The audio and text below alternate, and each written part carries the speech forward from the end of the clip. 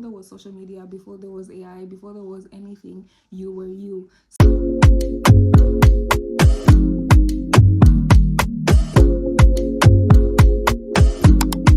Hey guys, what's up? Welcome back or welcome to my channel. If you're visiting my channel for the very first time, hi, my name is Emma. I'm a YouTuber based in Zambia, and I would appreciate it if you subscribe to my channel. For all my returning subscribers and viewers, thank you so much for watching yet another one of my videos. I love and I appreciate you so much.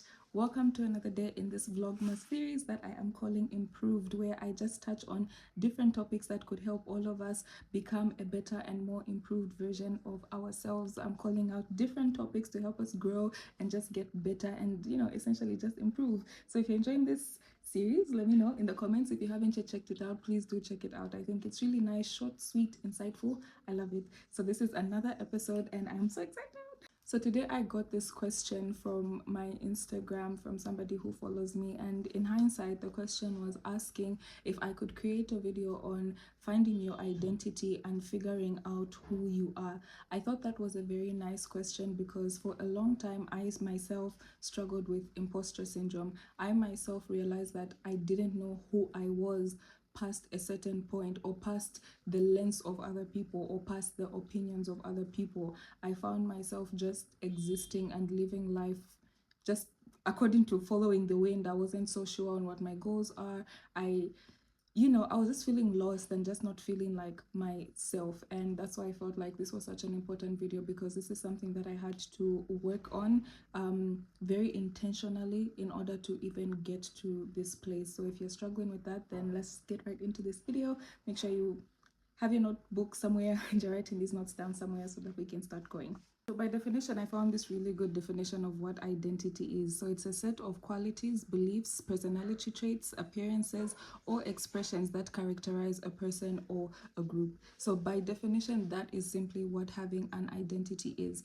And talking about that, it's just finding out who you are, what makes you you, outside of other people's opinions, outside of your fears and limitations. Who are you? What makes you who you are? And it's such an important thing that we have to know. So today I want us to break down how we can get to develop that oneness with ourselves. How just to talk about practical ways in which we can find ourselves and get to know who we are. And the first point that I want to touch on is the importance of journaling and actually writing things down. Sometimes we have so many thoughts in our heads that we can't even think of one thought long enough before we have to jump and think of something else.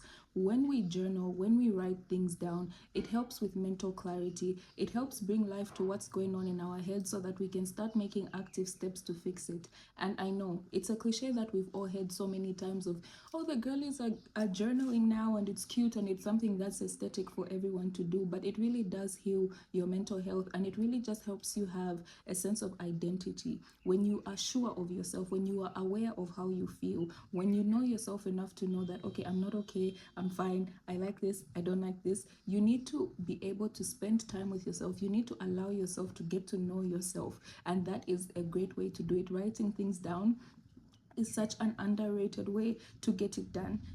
Start getting in the habit of journaling, getting in the habit of literally anything. And I feel like a common stigma is that you need to learn how to journal, like there's a specific way to journal. No, sometimes journaling just includes you getting a piece of paper, writing down your thoughts on that paper and calling it a day, and looking at it and reading it so that you can actually start to tackle the things that are actually in fact bothering you. So let's start getting into the habit of journaling and getting to know ourselves and being self-aware of our feelings in whatever setting we are.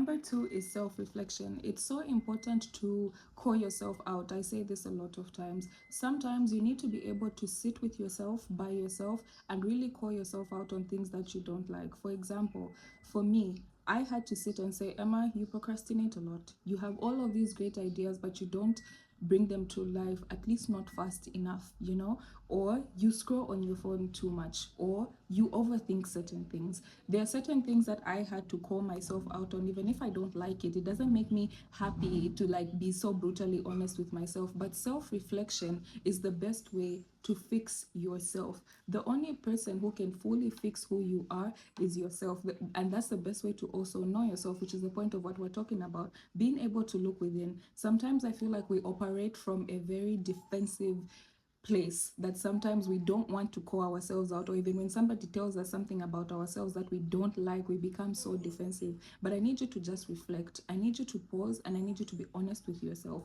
so that you can in turn get to know yourself and have a better understanding of the way you are and the way you process things. And also, in that moment of self-reflection, please do not ignore kindness. In as much as you're calling yourself out on the things about yourself that you don't like, be sure to also be aware of the things about yourself that you do like, so that you improve on those habits. This isn't to rip you apart or make you feel bad. This is to make you a better version of yourself. Number three, which is one of my favorite, is to explore new experiences. I'm the type of person who tries different things at different times, and I don't care. I'll do this, I'll do this, I'll do this, I'll do this. It's because I always want to know what my heart is called to. So if you are able to go out there and create different experiences for yourself, see new things, talk to different people, get different perspective. If you can travel, go out, see how other people are living. Allow yourself to get to know what is available in the world instead of living from a limited space. Allow yourself to, like I said, as simple as talking to different people that you don't talk to every single day. Allow yourself to have different life experiences. And we often think that if we choose to do something like that, it has to be so expensive and it has to cost money, like experiences cost money. No, they don't. Sometimes it's just taking yourself out for lunch. Sometimes it's creating a good scenery for yourself at home to just think. Sometimes it's going out in nature. But whatever you do, have time to just explore different things and see how other people are living.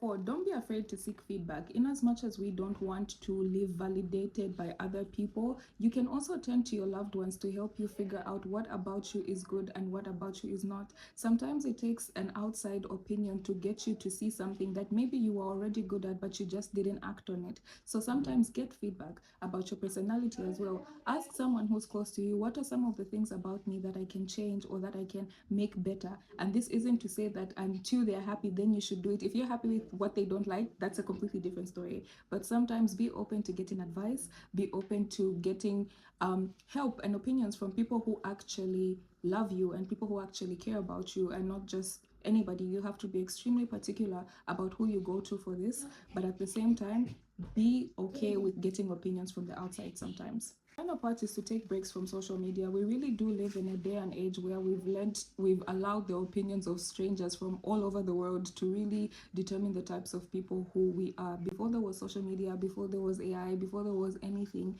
you were you. So sometimes allow yourself to take breaks from that reality so that you can form your own opinions. Don't just have the opinion that you heard online.